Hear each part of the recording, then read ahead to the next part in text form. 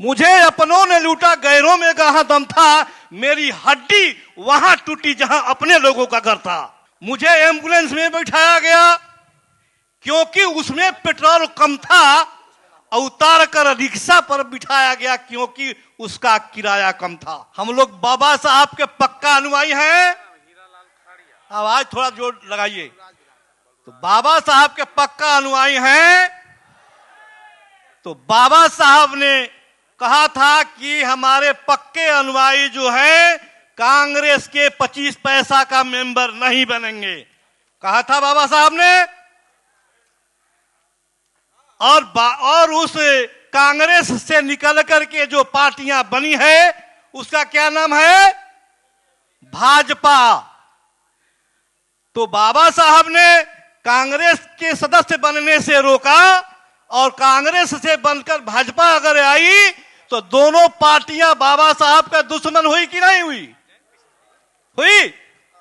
और जो हमारे साथी, हमारे बहुजन समाज के साथी आकर के हमारे महलों के बीच में चमचागिरी करके तलवा चाट करके आते हैं भाजपा और कांग्रेस के वोट मांगने के लिए। हमारे एक शास्त्री जी ने कहा कि नीचे को डांटता है ऊपर को चाटता है, उसे सावधान रहने की जरूरत है। और हमारे सुरेश राव साहब ने कहा कि हमारी किश्ती वहां डूबी जहां पानी कम था, उसमें थोड़ा सा मैं बढ़ाना चाहता हूं। साथियों,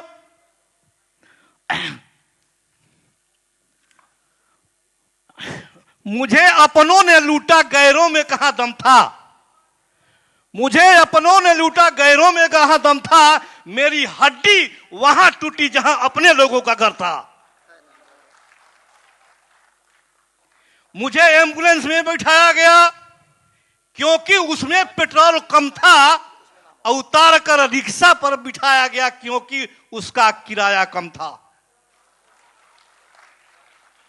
ले जाकर बेड पर बिठाया गया जिसके नीचे बम था और मुझे बम से उड़ाया गया। गोलियों में कहां दम था, गोलियों में कहां दम था। साथियों, इस पर गौर करने की जरूरत है।